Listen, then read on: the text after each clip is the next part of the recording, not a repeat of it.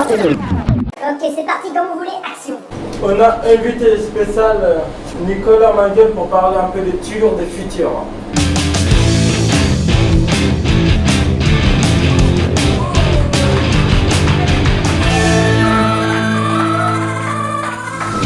Merci la salle.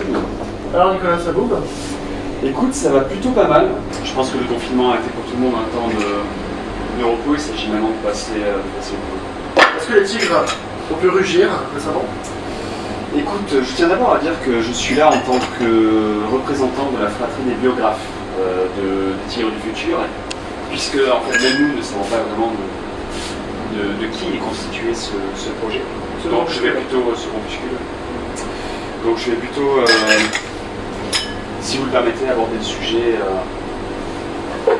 du sens qu'ils veulent donner à leur action et de l'hommage qu'ils veulent offrir à leur oncle maintenant disparu. C'est magnifique comme histoire. C'est très émouvant en tout cas. Ouais, c'est une belle histoire parce que vous pouvez m'expliquer Oui, en fait, à comprendre tous les uns qui vous regardent. Ce que les premières recherches amènent à constater, c'est que les tigres du futur seraient nés à la fin des années 70 à Pézenas, donc dans l'Hérault, ce fantastique département de l'Hérault. Et que... Le 33. Le 34, s'il te plaît. Ah, 34, ouais. Non. En fait, il serait né du coup, en fait, pour venger l'honneur de leur oncle, producteur, compositeur de musique, notamment de musique de film, fantastique, qui a été traîné dans la boue durant cette décennie-là pour des supposées histoires de maquillage de voitures volées. Cela va au-delà du simple groupe de rock. Cela est avant tout une histoire de vengeance. Voilà, c'est ça. Voilà. Vous avez soif de sang. Il semblerait effectivement que, ne serait-ce que par l'appellation de ce groupe, la soif de sang et de proie, même, de proie, soit l'une des motivations de l'existence même de ce projet. C'est quelque chose de très beau ce qu'on entend là actuellement. Nous avons des révélations. Nous avons une histoire. Hassan, est-ce que tu savais que Nicolas ici supporte le Toulouse Football Club? Ouais, c'est ça, mec, Nicolas supporte Toulouse Football Club. Tout à fait. Mais est-ce que vous pouvez nous J'en parle de foot. comment ça se passe comme là, les gars, c'est fini. Toulouse, ils vont aller deuxième division, ils vont rester première division. Tout ce qu'on peut dire, c'est que de toute façon, être biographe d'un groupe comme les Tigres du Futur n'a absolument aucun sens. Ouais. Supporter un club comme le Toulouse Football Club est également une absence de sens profonde et visible dans les choses. Donc quoi qu'il arrive, l'important étant que ce club descende le plus bas possible afin qu'on se retrouve dans cette absence de Tout ça pour nourrir un désir de vengeance encore plus fort. En fait, j'ai entendu les rumeurs, ils disent que maintenant, il n'y a pas, Toulouse, ils ne descendent pas la Ligue 2. Mais après, je ne sais pas si c'est vrai ou faux. Est-ce que vous avez des infos pour ça? Comme je dis, parce que moi aussi, je supporte un peu Toulouse, donc j'aimerais bien qu'il reste les gars pour la saison prochaine. Si vous avez un avis pour ça.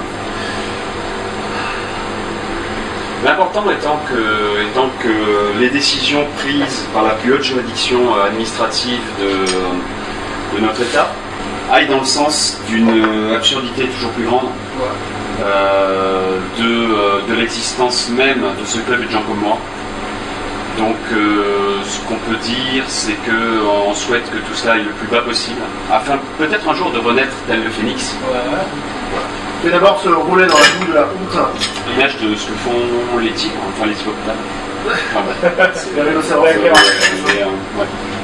Je voulais savoir, vous êtes combien dans les groupes des Tigres du Futur en fait? Alors, les Tigres du Futur semblent être au nombre de 5 personnes, liées par des liens familiaux. Hein.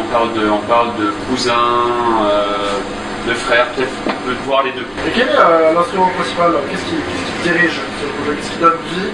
Qu'est-ce qui insuffle de la vie dans la musique des Tigres du Futur? La calebasse. Le marimba aussi? Le marimba. Ont vraiment présidé au choix de composition. même s'ils ne sont après jamais utilisés. C'est plutôt dans l'idée de conceptualiser la sonorité d'instruments qui n'ont finalement rien à voir par la suite. Oui, on reste dans cette absence de sens absolument. Totalement. C'est ce que j'aime. Et c'est quoi votre rôle dans le groupe de Tigre de Futur? Qu'est-ce que vous faites? C'est quoi toi? Tu joues quoi? C'est quoi que tu fais? Qu'est-ce que je fais? Je m'occupe surtout, lorsque je suis proche des membres de ce groupe, qui sont encore assez méconnus et sur lesquels on se pose quand même la question de leur existence même. Je suis avant tout là pour servir des verres et puis faire les scènes, ensuite nettoyer, sécher, et puis ensuite être toujours prêt à répondre présent dès qu'une soif de vengeance se fait ressentir. Ah, c'est bien. En fait, je voulais savoir à la base, dans les groupes, toi tu fais quoi? Tu joues batterie ou tu joues guitare? Qu'est-ce que tu fais? C'est quoi? Alors parfois il arrive effectivement qu'on me demande de rendre service et puis du coup d'apporter aussi ma pierre à l'édifice sonore de cette vengeance collective. Et principalement effectivement je tape quelquefois sur des fûts quand j'ai le temps entre deux ouvertures de canettes. D'accord. Moi, la dernière fois que je vous voyais que vous faites, c'était Espace B, si je ne me trompe pas. Il y avait beaucoup de monde, il y avait 3 concerts, il y avait Sandra. Du coup, je voulais savoir, c'est quand la prochaine date ici à Paris ou en dehors de Paris, je ne sais pas, parce que parfois vous faites même en tournée. Eh bien, chez Alassane, ça va prendre du temps, parce que déjà, il s'agit de pouvoir à nouveau offrir cette orgie de décibels sans poser de soucis de la poursuite de la pandémie que nous connaissons actuellement. Ah oui, et ensuite, il s'agit de se déplacer assez rapidement pour pouvoir faire ce concert, sachant que, encore une fois, les Tigres du Futur sont basés à Pézenas, dans le Languedoc, du coup, et qu'ils n'utilisent qu'une seule voiture, une Renault Fuego, qui a déjà un certain âge et qui nécessite... Fuego, ça. Ouais, vas-y, expliquez-nous, toi, à la base.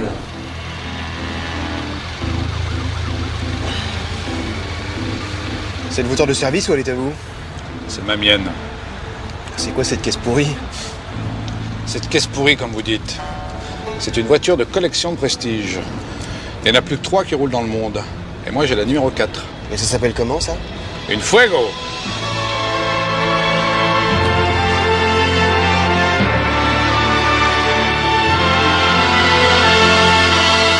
Un moteur, 4 roues, de la puissance, des hommes. Ouais. Tout ce qu'il faut pour mener à bien des actions de type rock. Yes.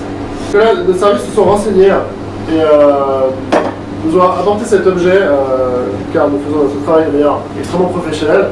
Alors, on nous a révélé que cet objet, que je tiens actuellement entre mes mains, est susceptible de vous rappeler quelques souvenirs. Est-ce que vous pouvez nous en parler, s'il vous plaît? Effectivement, je peux le saisir. Absolument, t'as Effectivement, rien que par son toucher, sa consistance, et puis ensuite par son aspect, sa pureté, cela m'évoque une enfance dans un pays qui ne connaît pas de tempête, qui ne connaît pas de nuages, une sorte de Sahel avec des petites oasis fruitées. C'est dingue. Et donc j'en consomme effectivement régulièrement. Vous êtes très bien enseigné. Le service ne font que leur travail, cher Nicolas. Ouais. En tout cas, bon, merci beaucoup Nico. Merci à vous. Merci d'accepter pour l'invitation. Ça nous fait très plaisir. Merci, Allez, on va